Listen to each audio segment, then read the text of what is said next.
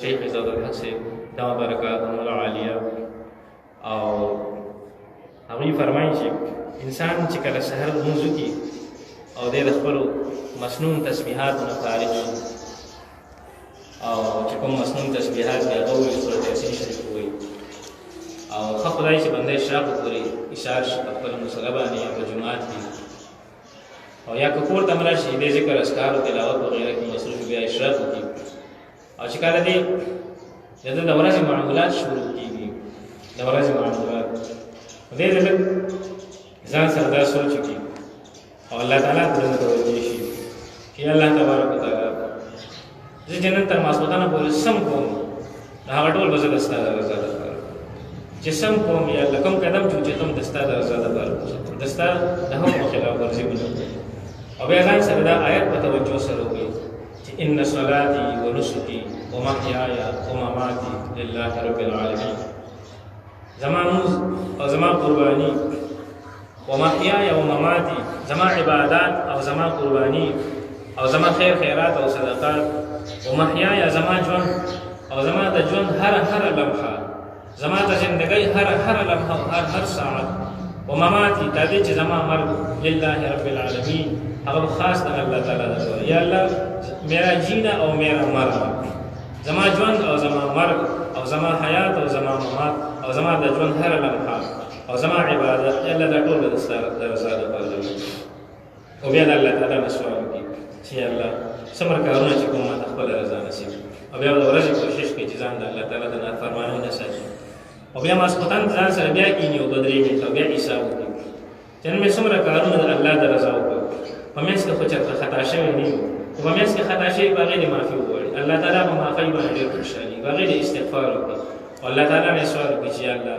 دا کومه خطا چې را نه شي په دې راته معافي وکړي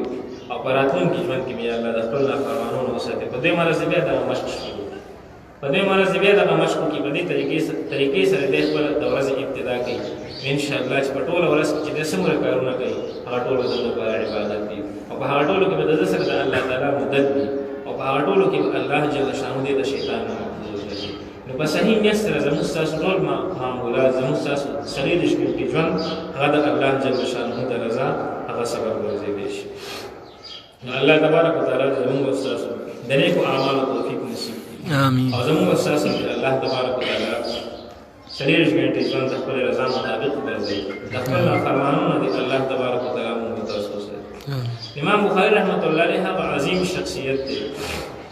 چې په دغه لوی احتیاط سره او په دغه لوی مجاهدات سره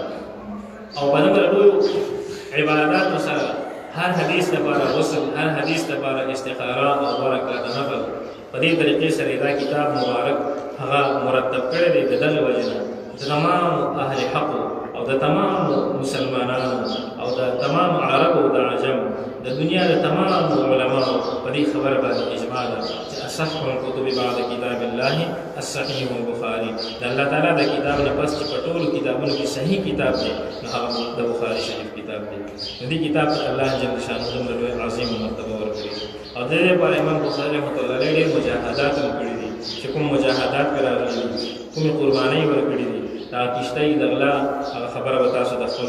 سزا نه ولیدئ چې غل ورباندې پېښ شوی دغرانګې چې کوم خوب امام بخاري رحمت الله علیه د دې کتاب د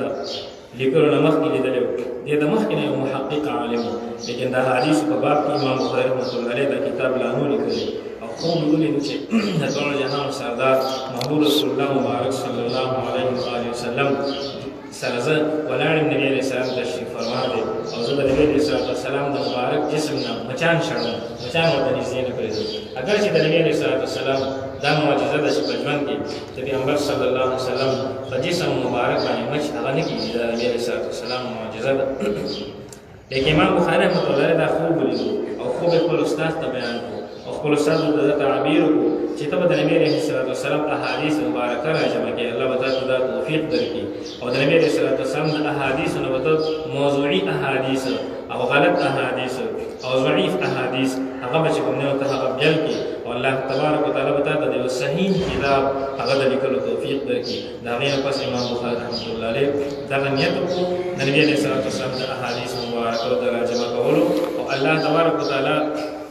ورته دا توفیق ورکړي چې داسې عظیم کتاب ولیکو چې تر نن ورځې پورې دغه کتاب د امام بخاري رحمت الله علیه قابل اعتماد کتاب دی او تر نن ورځې پورې دا کتاب د تمامو مدارسو او د تمامو مساجدو او د تمامو معاهدو چې کوم دی نو هغه د یو عالم علم تکمیل ته الله رسي چې بخاري شریف هغه ووایي د ابتدا تر انتها پورې او د یو عالم چې کوم دی علم تکمیل ته الله رسي چې د بخاري شریف د احادیث مبارکو باندې ځان پوهېږي امام بخاري رحمت الله علیه په آخر د دې خپل کتاب کې